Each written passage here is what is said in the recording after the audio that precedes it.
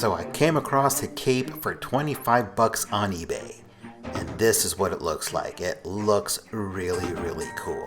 So I'm showing you the after photos first because we want to show how we got there to begin with. Well, this is a standard Mcfarlane figure from Arkham Asylum, Batman, and well, the cape is just a whole lot of fun. But let's see how we got there in the first place. Well, this is how it all starts. A standard basic figure from Mcfarlane. These are really nice figures. They're really well sculpted. They have some good dynamics. But like anything else, they could always be improved.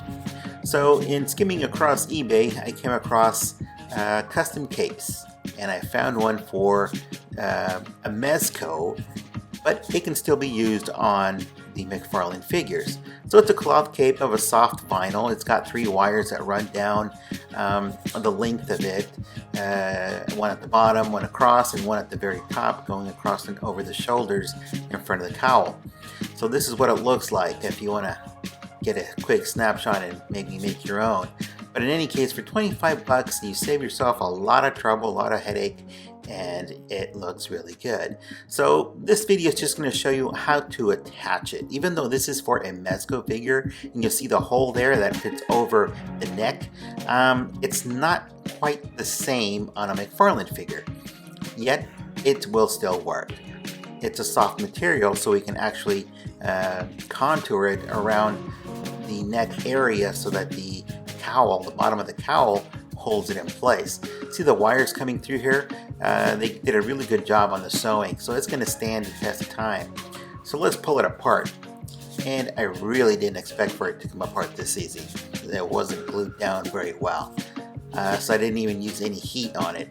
But in any case, I've already taken it apart for the video, but it came off very easy.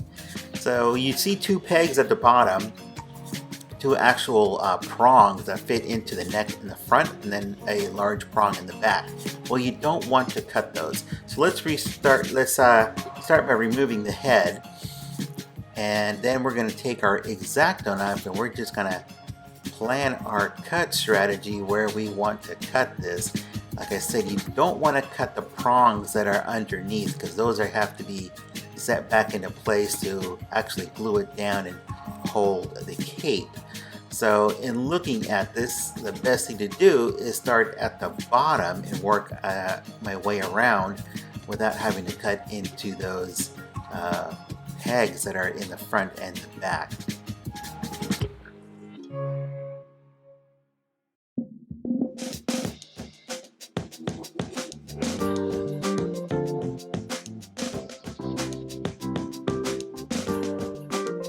Now, even though I sped up the camera here in time lapse, definitely take your time when cutting with the X-Acto knife. You don't obviously want to cut yourself, and you don't want to cut the wrong part on the cowl. Once you cut it, it's done. You're not going to be able to fix it. You'd have to strip it from another figure.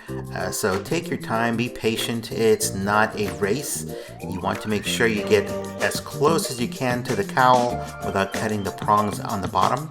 And once you have that done, then we'll be able to attach the cape. And of course, we'll have to clean up the bottom of the cowl so that there is not an excess of material that the new cape cannot sit under. So I'll let you watch the rest of the time lapse and we'll get to the other segment in a moment.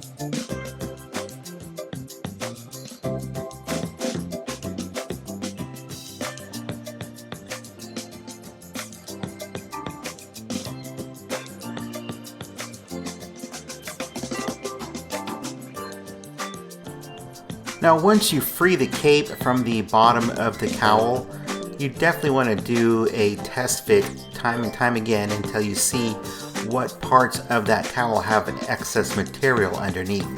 And right now we definitely have too much of that material.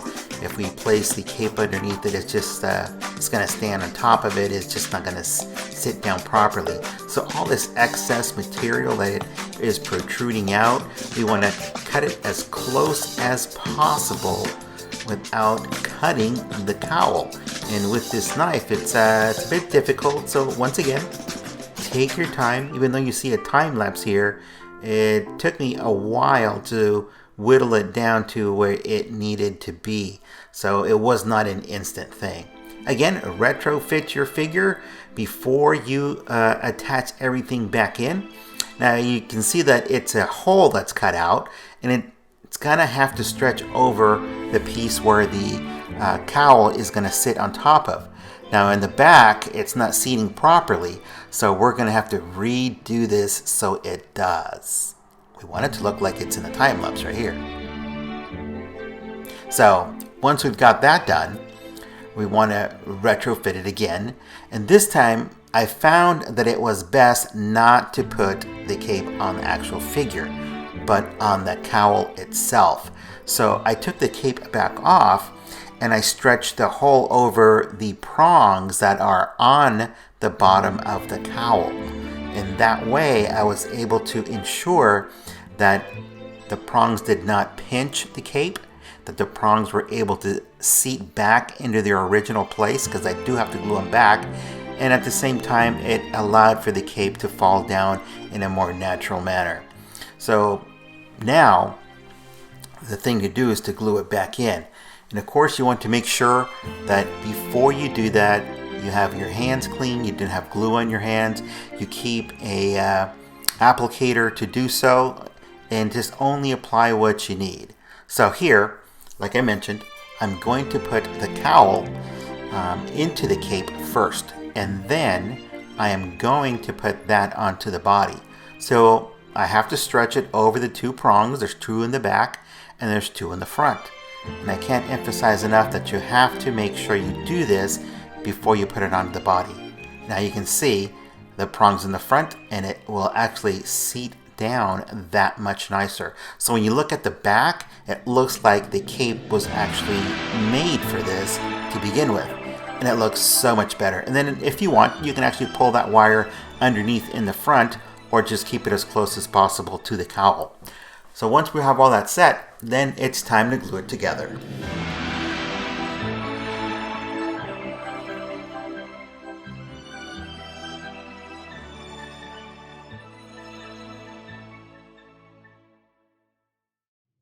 Okay, after one last retrofit, it's time to glue this with the E6000. This is a fabric glue, and this stuff works like a charm. If you don't know how to sew, then this is the glue for you, because it will keep material together, and it does bond to plastic and other materials.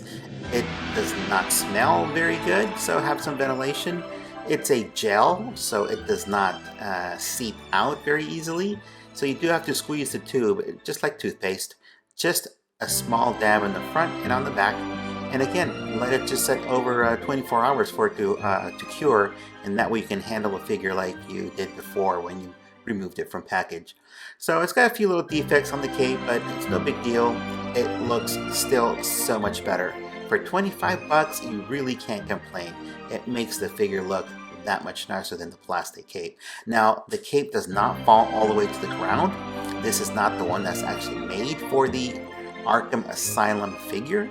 It is actually made for a MEZCO, so it does not go to the ground. However, it's long enough that when you have it posed as if in the wind, you really can't tell the difference. It just looks very, very dynamic. And there's only 3 wires that are actually doing all the work. So it makes it that much nicer that it is not over stitched with too many wires. There's only 3. So as you fold it, it looks like you have 6, but again, there's only 3. So here's our figure, and I'll leave you with the rest of the video, and I'll put the link at the bottom of where I got it. And if you like it, go ahead and share it, review it, ask some questions, enjoy.